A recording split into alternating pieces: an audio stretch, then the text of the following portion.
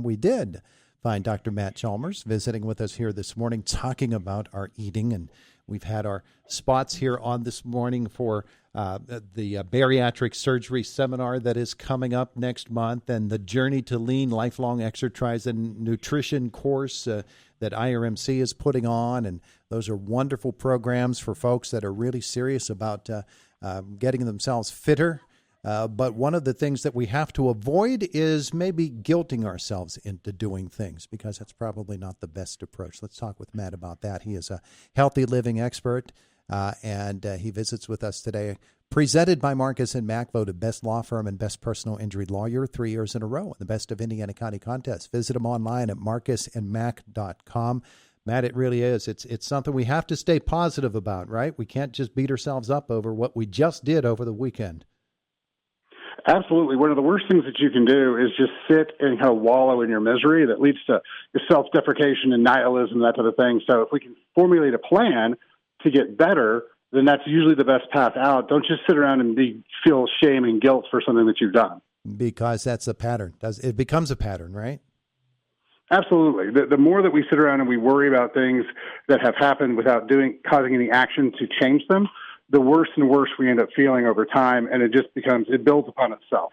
Yeah. Well, one of the things that we did, I was just talking about a couple of programs our local hospital here in Indiana, Pennsylvania has, and they are, they're geared more toward eating properly, getting the right amount of fitness and exercise into your routine, and really approaching it from a positive standpoint. And that just seems like a better approach all around. But there are things that we can do in our lives, aren't there, that can really put us on the right road? Absolutely. And working with a team or working with a coach is one of the best things you can do, because not only will they help you stay accountable, but they'll help kind of form how we can make the changes easier and how we can make them fit in your life a little bit better. So working with somebody on this is really, really beneficial. All right, so here we go into the new year. People will be making resolutions. We know that. What are some of the basics that we need to learn about eating and still enjoying ourselves? One of the biggest things we can do is try to cut back on the amount of sugar and processed foods we're consuming. That is probably the biggest health problem we have in this country. It leads to diabetes. It leads to fat gain. It leads to a lot of damaging our health. So cutting back on the sugar is going to be a big one. Increasing motion or exercise is going to be probably the next biggest one. That we don't have any research that shows that anything is better at fixing depression than exercise. So it's not only going to help your body, it'll help your mind. So getting out and getting moving is also really important. One of the things that's super easy we can do is to increase the amount of water we're bringing in.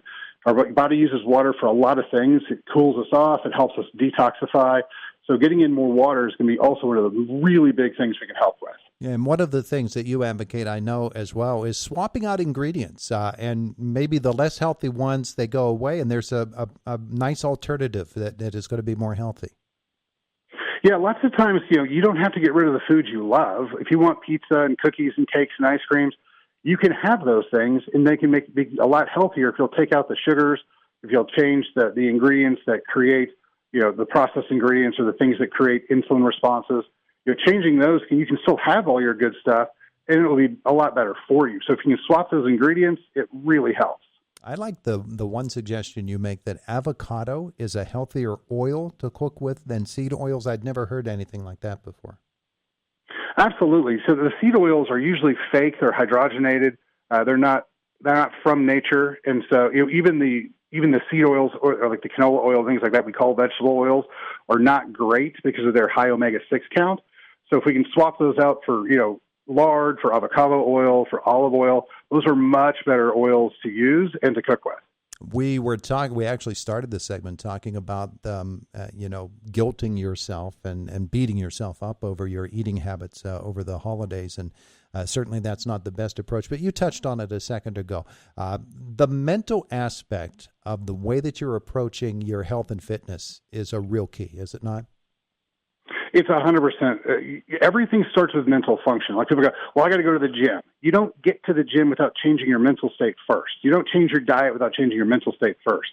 So if we don't start recognizing that our mental piece of this health is massive, we're going to start kind of not getting where we need to go. And so, therapy type of stuff or coaching on the mental piece, changing the way we look at things is really, really important if we want to make long-term success.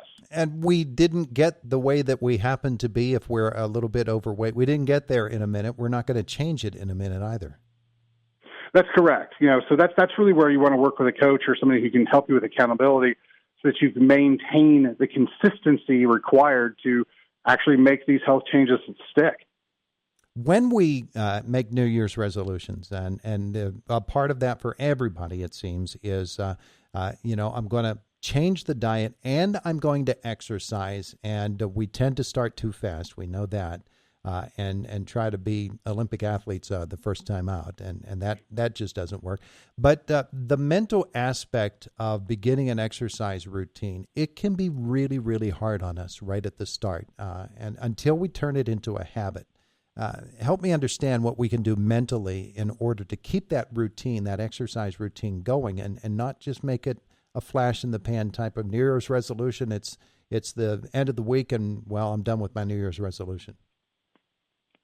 One of the easiest things that we can do on that is to set specific small goals. I just want to make it to the gym every day this week for an hour. I'm trying to bench press 500 pounds by the end of the week. So these small goals, I'm going to make it to the gym. I'm going to organize my schedule so I can start doing these things and just start making these small goals. And clicking off these small goals as we go along really helps maintain purpose and function. And you talked about having a coach and how helpful that can be. Our spouses or our partners, they also can be a big part of this and need to be, right?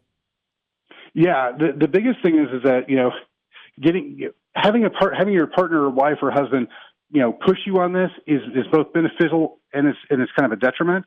But having somebody who you're going to do this together. Hey, we're both we're going to get some of the sugar out of the house.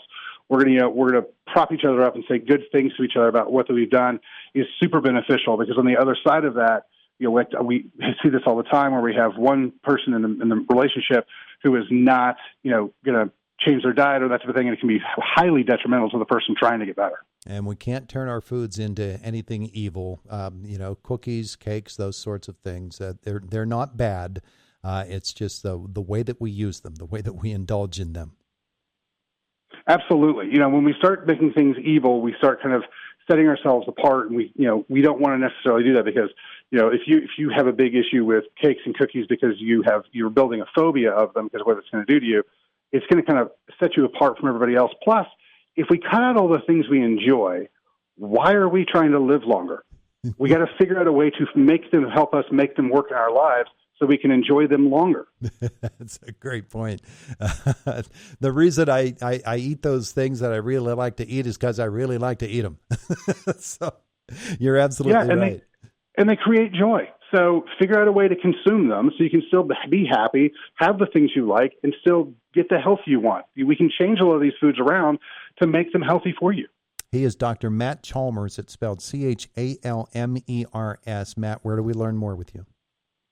pillarsofwellness.com. And if you guys want to follow me on social, it's Dr. Chalmers, the number 1. Beautiful, beautiful. Hey, thanks for spending some time with us today. I appreciate it. Anytime. Have a great day. You too, sir. Dr. Matt Chalmers with us here this morning from Dallas. It is the voice of Indiana County. It's WCCS 101.1 FM, AM 1160, and WCCSradio.com.